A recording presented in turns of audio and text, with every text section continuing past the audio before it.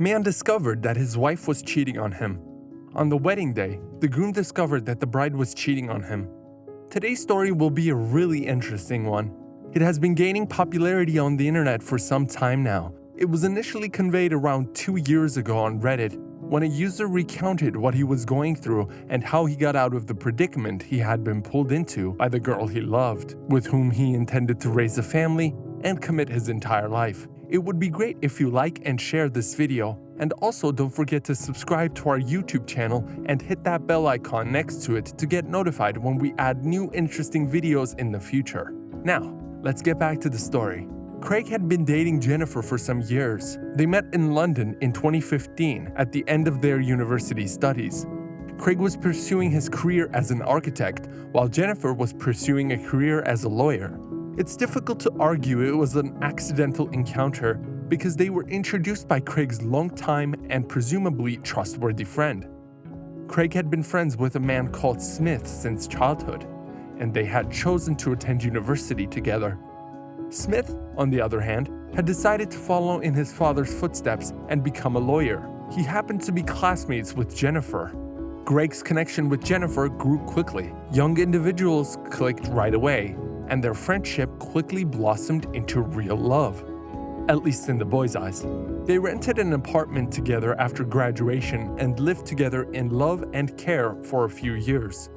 Craig worked as an assistant architect for a huge corporation, and the girl went on to become a lawyer. Smith had always been a sincere and devoted friend to the family, and they enjoyed a pleasant relationship with him. They went on vacation together, and he even carried the keys to their apartment in case something went wrong. It felt as if there would never be enough time to think about getting married and having children, and so it was. Craig proposed to his girlfriend in 2017, and she, of course, said yes. The couple's parents were overjoyed. Jennifer had envisioned a large, lavish wedding. After all, you only get married once in your life, and the event had to be permitted. Of course, the bride's parents backed her and even covered the line's portion of the expenses. The event was agreed to be held at a rural complex with a restaurant and a park, and around 300 individuals were invited. And so the joyful preparations for the newlyweds party started. But as it came out afterward, not everything went as planned, at least not for the bride. The groom looked after his sweetheart and assisted her with everything, including choosing out napkins, seating the guests, and even tasting the food.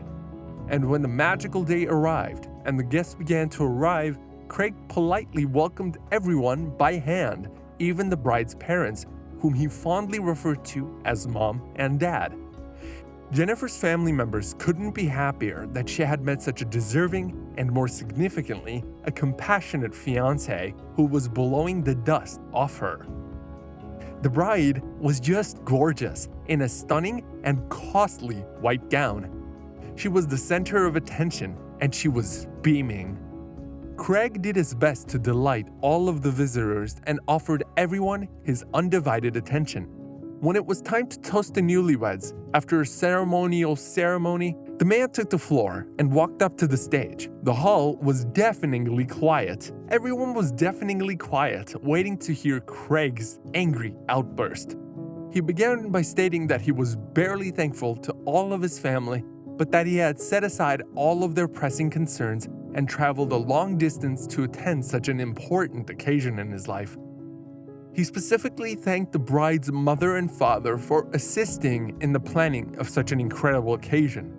He thanked them especially for everything they had done and for their delightful presence, and in doing so, he wished to thank every person who had attended.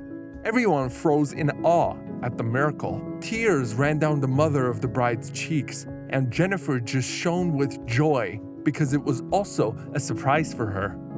The man instructed each visitor to bend down and remove the envelope attached to the bottom of each chair, but not to open it. Those present, however, proceeded to feel beneath the seats with their hands, and they all took out the white package.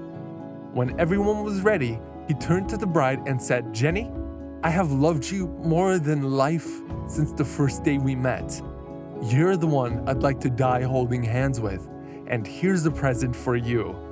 Craig turned to the crowd and requested all of the guests to open the envelopes. Of course, everyone expected it to include lovely congratulations and thank you messages, but it turned out to be far more confusing and terrible. The visitors saw images of the groomsman, Smith, a family member, and a bride in each packet. To put it plainly, they looked terrible, since they were fully nude and doing improper things. To say the visitors were taken aback would be an understatement.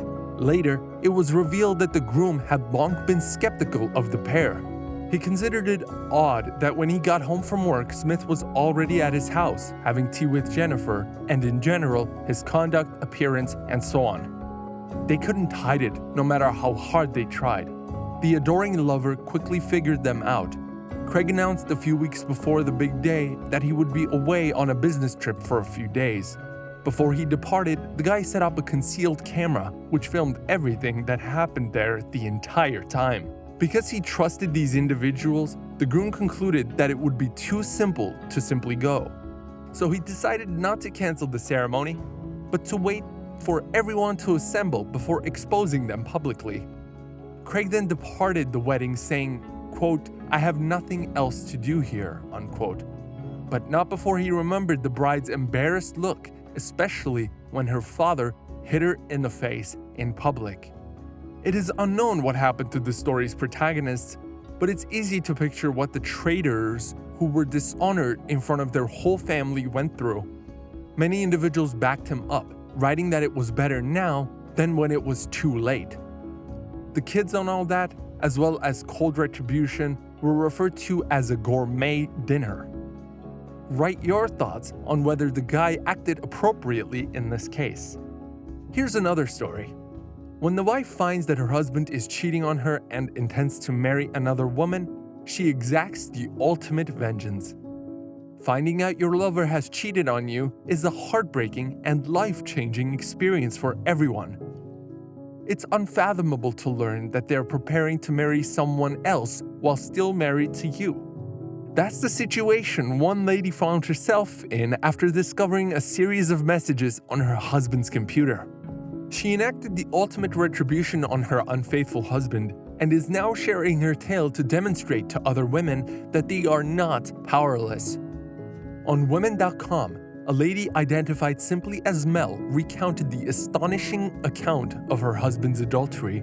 Mel claimed that she and her husband Marty had a great relationship from the time they met until he was promoted at work. Marty now had to travel a lot for business, from their home in Australia to his company's office in Canada, in addition to taking on a new responsibility.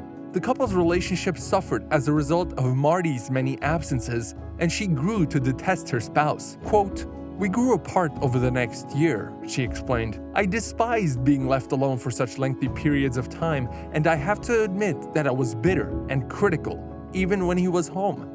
When Marty was at home, he began to spend a lot of time on his computer. He stated he had a lot of work to do, but I knew he was lying. He was avoiding eye contact with me. What I didn't realize at the time was that it was so much more," unquote. Marty fell asleep in bed one night, his laptop still turned on. Mel was about to shut it down and put it away when she spotted a terrible message on the screen. Quote, "Miss you, hurry home, XXX," unquote, it said. She realized her marriage was finished the next moment, so she began reading through the discussion her husband had with the mystery woman. And what she discovered astounded her. Quote, "It turned out Marty wasn't just having an affair. He was living in Canada with a woman named Chantal. I wasn't sure how long it had been going on, but it had been long enough for them to start talking about getting married. How he was planning on doing that, I don't really know. He was still, quote-unquote, happily married to me," unquote. Mel resolved to take action rather than dwell in her grief. Quote, "I knew vengeance was best served cold. I needed some time. My initial impulse was to contact his girlfriend and inform her about his life in Australia, but that seemed too straightforward. I wanted to hit him in the hip pocket where it would really hurt," she stated. So, instead of revealing that she was aware of the affair, she remained silent and waited until Marty left on another business trip a week later before putting her plan into action. Mel phoned an estate agent and prepared to sell their gorgeous property, replete with an infinity swimming pool, for far less than its market value in order to guarantee that it was scooped up promptly. Because the home was in her name, she had little trouble performing the work without Marty discovering what she was up to. The money from the transaction arrived 6 weeks later, just as Marty got home from his trip. Mel put half of her money in a personal savings account for herself and the other half in a joint account with her spouse. But she wasn't there to see what transpired when he returned home to find strangers living in his house. Instead, she was on a luxury cruise with her pals. Quote, "I imagine he was pretty surprised that his beloved home now belonged to Josh and Tamara, and they had the paperwork to prove it," unquote. She said, quote, "I'm telling you this tale not because I'm pleased with what I did, but because I want women to know that they always have power, even if a guy has crushed them down and made them feel like garbage. And I don't want anyone to think they have to put up with the serpent who lies," unquote. Marty has moved in with his girlfriend in Canada since the house sale. Mel says he hasn't approached her about divorce yet, but he's ready to quote-unquote bring it on. That's it for today's video. I hope you enjoyed it. If you did, please like, subscribe, and share the video. Please save your thoughts in the comment section. Thank you, and see you on the next one. Bye.